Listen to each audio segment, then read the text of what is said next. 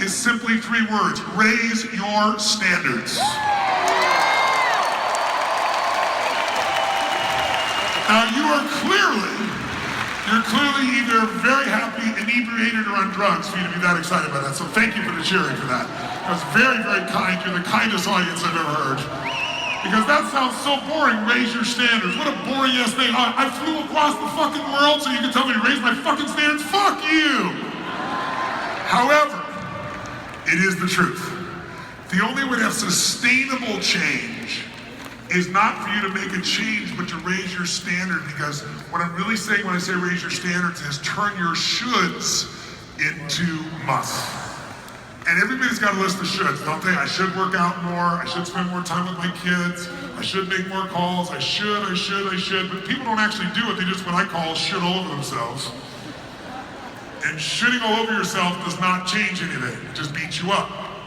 So what we're looking to do is raise our standard, which means turns our shoulds into what? How many of you, when it's an absolute must, your brain, your body, your spirit finds a way? How many found that to be true? Say aye. So that's what we've got to do. Now, amongst standards, when you find people the best in the world, invariably, I remember the first time I interviewed Michael Jordan, I said, Michael, you're clearly one of the greatest in the history of the game. You're most talented, most gifted. Tell me, what is it that is your absolute competitive advantage? Is it God-given talent? Is it skill? Is it practice? And I started digging through all these things. And he smiled really big and he was awesome. He said, Tony, you know, I can shoot you straight, it won't sound like bullshit. He goes, I have tremendous amount of God-given talent, but I've also put a tremendous amount of work into it. And he said, I'll tell you my secret. Every day, I demand more from myself than any other human would ever expect. And as soon as he said that, I said, that was Dr. J's philosophy. And he looked embarrassed. He read it, and that was his guy when he was growing up, was Dr. J. And Dr. J had this whole thing. I don't compete with anybody else. I compete with what I'm capable of. Every day I demand more from myself than anybody expect. And then Michael wanted to tell me that when he was in high school, he was cut from the junior varsity team. He didn't make the senior team because he had all this talent, but the coach said, you don't have the work ethic. You don't have the hunger. And he laughed at the coach, thinking the coach can't not pick me because I'm so talented. And the coach said, you're not playing. You're not playing this year, and you're not going to play here in your senior year either, because I don't care how talented you are. You don't have enough hunger. And then he panicked, realizing the coach really was cutting him. He said, what do I got to do? He said, you come every morning and work out with me for the next 6 months, and you'll be on the team next year. But if you don't do that, you'll never be on this team. He couldn't believe he was angry, he was mad, but eventually what did he do? He came and worked out every morning before school, and he said, you have all the talent, we gotta get the hunger and drive in you. And it was history for him. Then he told me when he went to the NBA championships for the first time, he got beat. And he was beat by Detroit, and he said he was sitting on the bus, driving away, and he was crying and feeling like defeated, like he lost everything. And he said something inside of him snapped, and he finally said he was blaming his co-players, his fellow players, and he said, you know what? I'm gonna get so strong, no one will be able to beat me.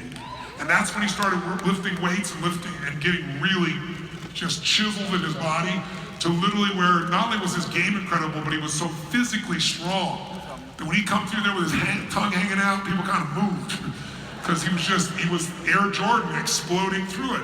But all of this was created because he had a higher what? Standard. He didn't compete with other people, he competed with what he was capable of. So for us, there are various standards, and I just want to show you this as the gift, and then we're going to take a little stretch. Here's what we do first. If you imagine all standards aren't equal, so if you have a really low standard in business and life, we call that poor. Now, if your standards are poor, you're going to do a poor job and be okay with it, right? Because that's your standard. You may not like it, but you're going to settle for it. Will a person with poor standards, will they tolerate their kids doing stupid things? Yes or no? Yeah, they'll tolerate the kids doing so much, and so the kids learn to do that because there's no consequence. Would a person who has poor standards, will they do a poor job at their work and be okay with it? Yes or no? They will. They'll say, I'm sorry, but they expect the job will always be there.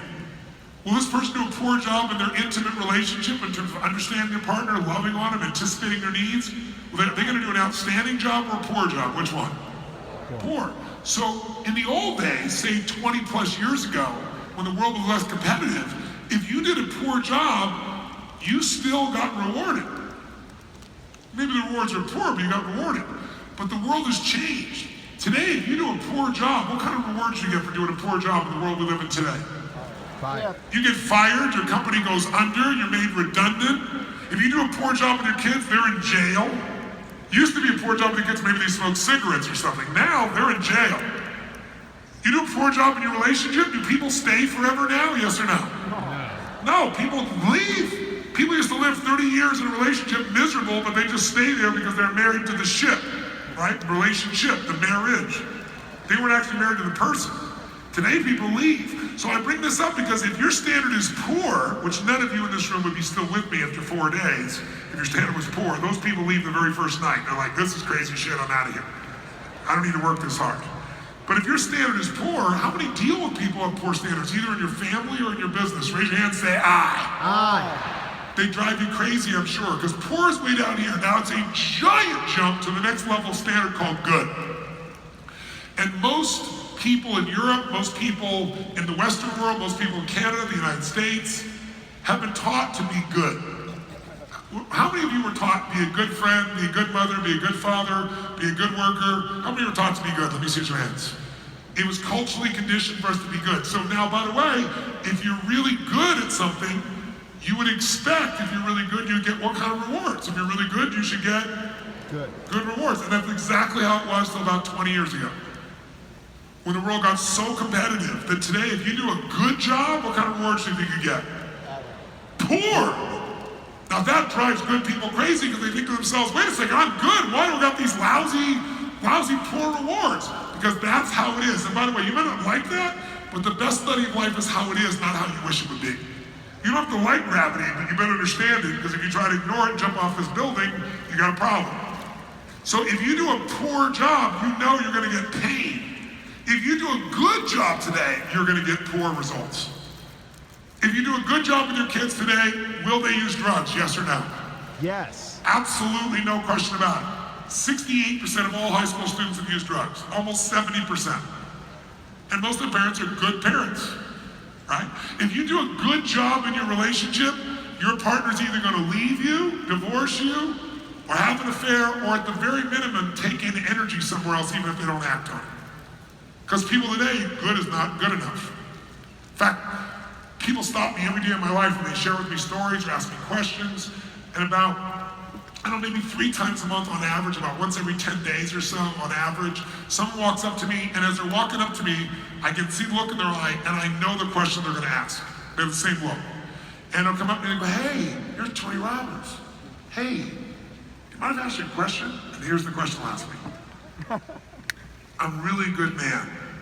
How come my wife left me? I'm a really good woman. How come my husband left me? And I know the answer, but I would never say it because it would just sound mean. They wouldn't understand. It's because you're good. That's the reward for good today. One guy, I finally decided, he was going on and on about it. I decided to try to get through to him, and I said, hey, look. I said, he goes, I did nothing to her. I'm a good man. I did nothing to her. And I just looked at him. He still didn't get it. So I finally said to him, I said, do you like sports cars? He said, yeah. I said, do you like Ferraris? He said, yeah, I can't afford one. I said, what if you could afford a Ferrari, and you had a brand new Ferrari, and you worshiped that Ferrari, and you put it in your garage, and you covered it up, and you didn't drive it for a full year, and now you come in to try and turn it on. Is it gonna start? He said, no. I went, what's that got to do with my wife? Okay. I said, being good is the way to lose passion. Being good is the way to lose everything you value. If you do a good job in your business, you're gonna be negative cash flow. That's what comes from doing a good job. I don't want to sound negative, I want to tell you the truth. So, here's the good news. None of you would settle for good. How many of you feel like good is the enemy of fucking great? You don't want good, right? So if it's poor way down here, and it's a giant jump to good, and it's an even more giant jump to the achiever level. And the achiever level, someone really wants to feel, they'll say to me something, I don't want to just feel good, I want to be excellent. Who here is committed to excellence in your life? Say I. Say I. When you are really excellent, will you settle for good, yes or no? Are you going to settle for doing a good job, having a good job, a good income, a good anything, yes or no? Good is the enemy of great. Somebody who's excellent works their guts out. They train 10 times harder. They push themselves. They find the way. And they achieve excellence. And the only problem is today, when you're really excellent, when you're one of the best, what do you think the rewards are? It used to be if you're really excellent, you got Excellent reward. excellent rewards. But today, when you're really excellent, what do you get? Good. What kind? Good. Good, freaking good. How many can't, if you said to me, that was really a good seminar. A fucking good seminar? That was fucking good. Fuck you, you're good. If I did a good seminar, I'd go fucking kill myself. Right? Who's with me out there? Say ah. Some people say to me, I'm really committed to excellence, and I always think to myself, poor bastard. I don't say it out loud, but I think, poor bastard. You know why? Because they're gonna work their guts out, and they're gonna be really one of the best, and they're gonna get these shitty good rewards. Now, excellent people hate that. So you know what they do? They work harder at being excellent, and then they become a fat, excellent person, because they do the same shit over and over and over again. Doesn't work. You know what I'm getting at? There's another level. You go, oh man, I can't go to another level. I work my tail off. I work my guts out. I work around the clock. There's no more time. There's no more this. There's no more me. Bullshit. Bullshit. There's another level inside you. When you fucking tap into it, you will fucking own yourself like you never have in your life, and nothing will stop you, and you will bring a thunder of love and passion and results like you've never done in your fucking life. Who is with me out there? Say ah. Make the sound of you unleashed, go!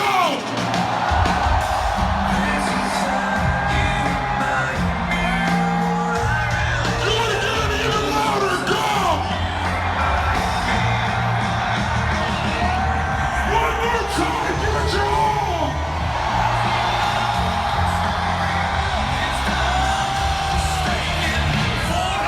And that level is not poor, it is not good, it is not excellent. It is fucking outstanding. It is magnificent. It is extraordinary. We'll use the word outstanding. What is that level? What is it? What is it? What is it? And when you're outstanding, what's ironic is people think it's way down here to be poor. Giant jump to be good. Giant jump to excellent. Fuck, I can't make another giant jump. You don't have to. It's only 2 fucking millimeters from you.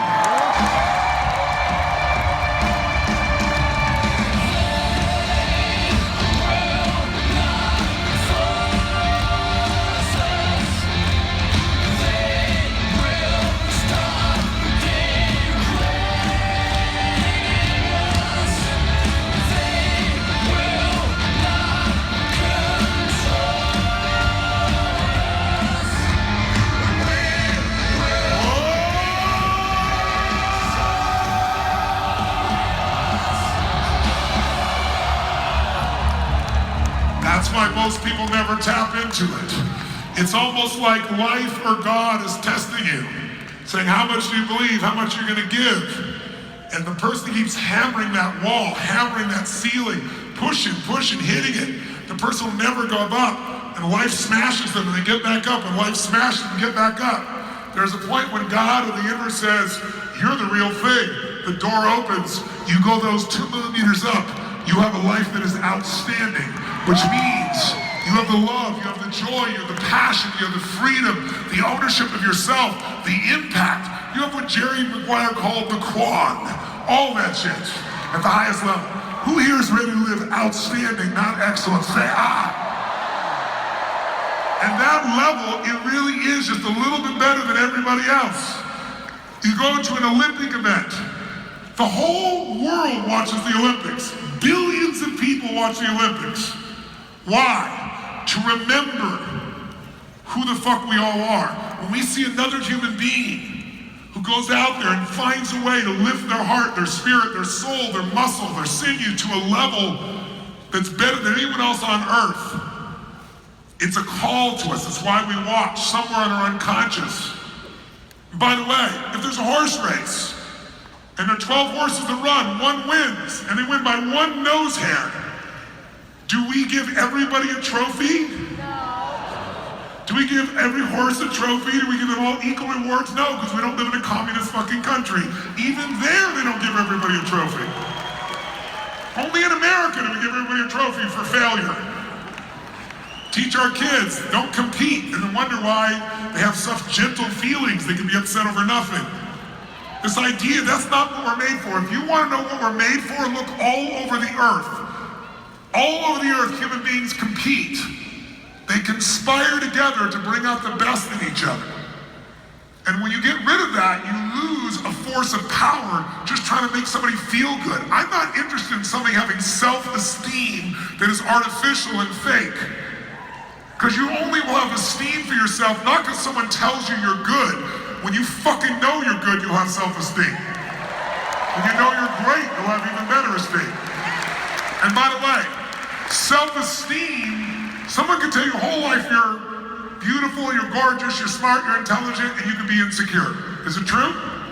Someone tell you your whole life you're a wasteful piece of shit, you're worth nothing, and you can say, fuck you, I'll show you who I am. What people said to you means nothing. The only way you get self-esteem, which means esteem for yourself, is by facing incredibly fucking difficult things and breaking through. And by that growth, you deserve and you feel esteem for yourself. Most of us look for the path of least resistance. A few of you, very few, are sitting down right now. There's nothing wrong with sitting down. It's just that right now, if you want to build from this point forward, I'd remain standing. I would use my full body.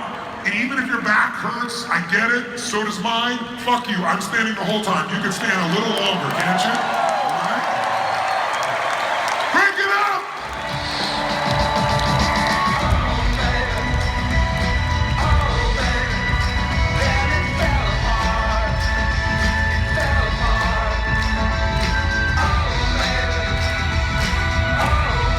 Make the sound of you at least one time, go!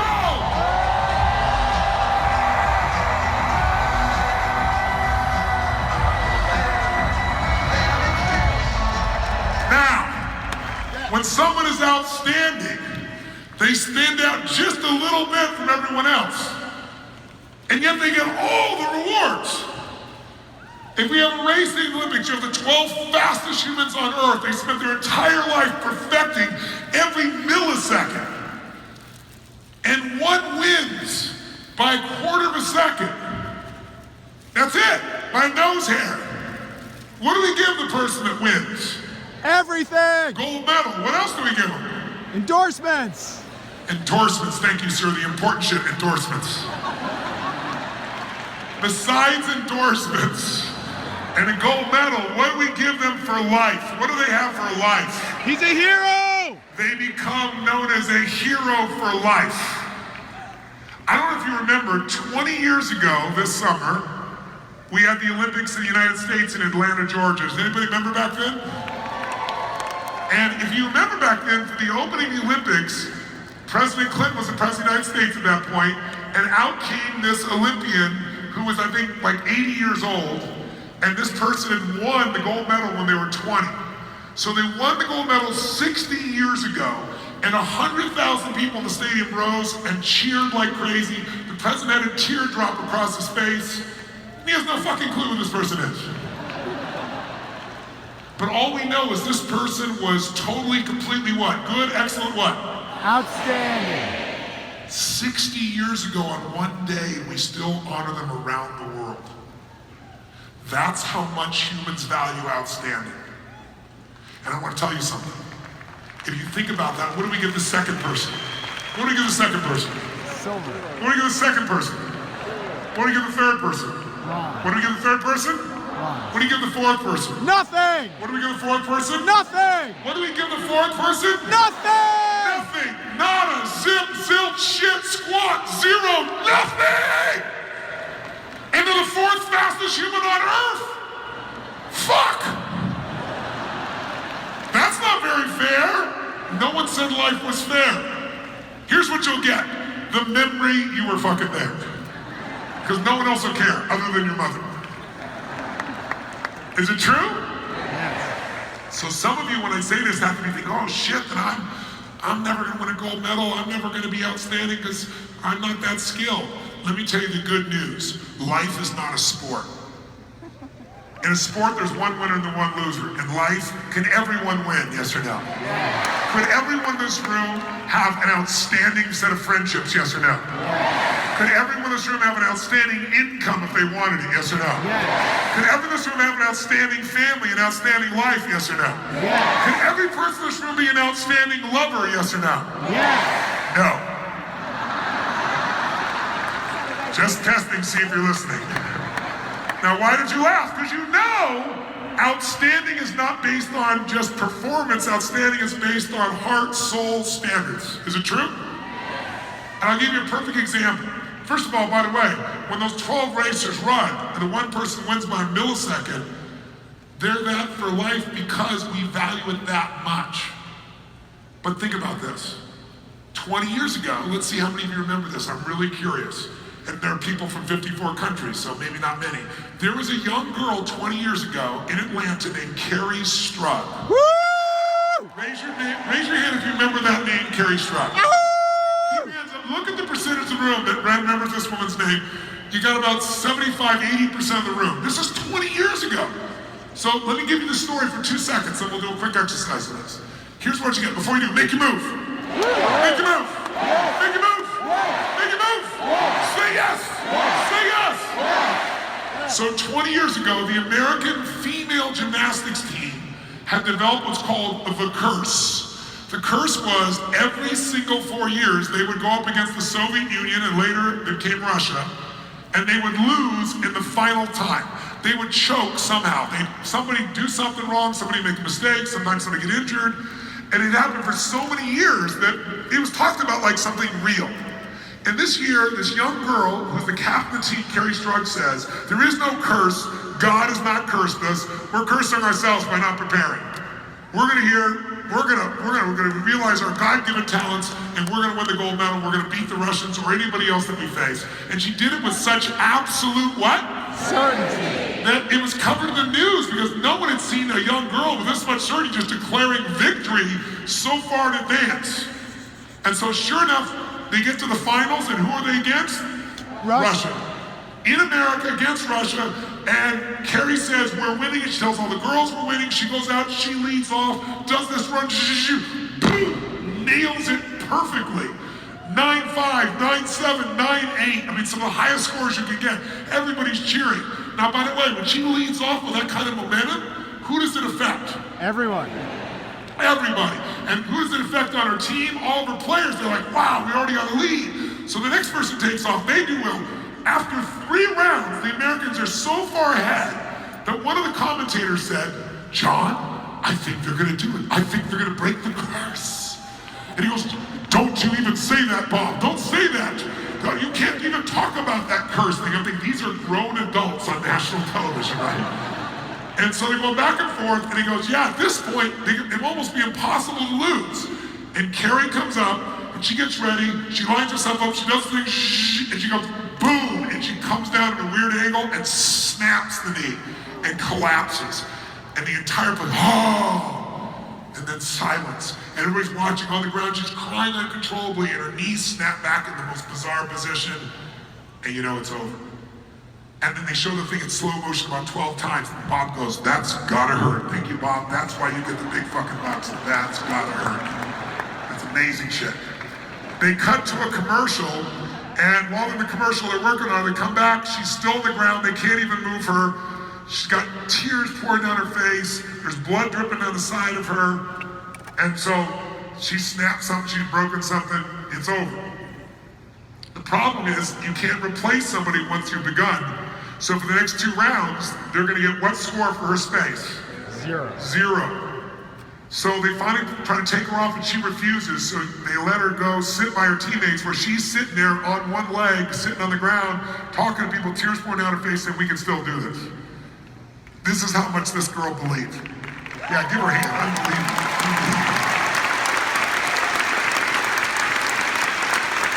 But, unfortunately, what's happened now? Momentum has been broken. Now the team goes, holy shit, we're gonna get 0s on hers? I mean, even if we got somebody lousy that could do a 7, we could still win, but 0s? And so sure enough, they lose momentum and they perform poorly. The Russians surge, and we're coming to the final round. Now the Russians are ahead, and they could easily win, but with an empty slot, with a 0, there's no way mathematically they can win, and they're now completely devastated. And this guy's going, I told you the curse, it's happened once again. I can't even believe the curse, the curse. And in the middle of talking about the curse, the other guy goes, Bob, I think she's trying to get up. And he goes, no, she'll lose the leg. And you watch her, and she's grabbing this leg, she's trying to lift this leg, and it's so bad, it's so sad, tears pouring. And anybody with a heart seeing her is like, honey, it's not worth it. You can't do this. I mean, if she was a horse, you would have shot her. Just seeing if you're listening. Just kidding. And so what happens? Do you remember? How many remember?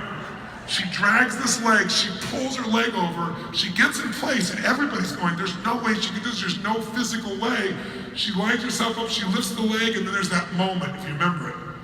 She looks up, she bows her head, she looks back at her teammates, and she goes, boom! And she comes down on the same leg, and her eye gets bigger than a cow, but she holds it for just a second, and make the sound of what happened in that arena. Make the sound right now.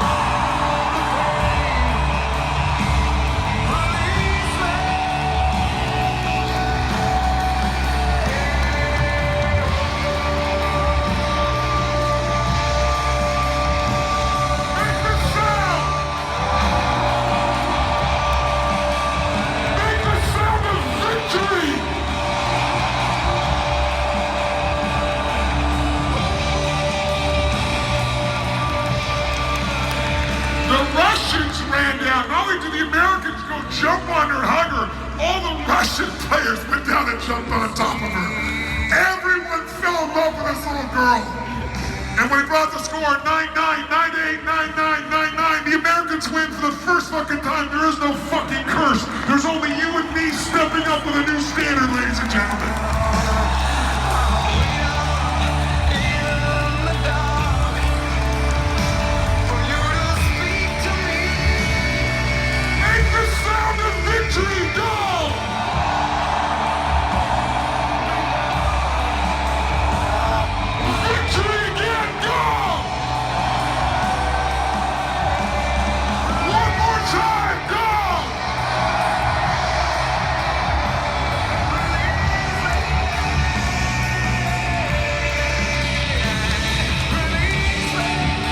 What made her a champion, what made her lead her team to victory was not skill, it was not talent, it was a standard, it was heart, it was soul. It's the invincible part of you and me, that no matter whatever happens in your life, ever, you are more than that fucking moment. You are more than anything that happened to you or for you or from you. Because you and I are something more than this body. We're soul, we're spirit, there's something inside of us that is endless and enduring, and we tap into it while we're here. Life is fucking magnificent.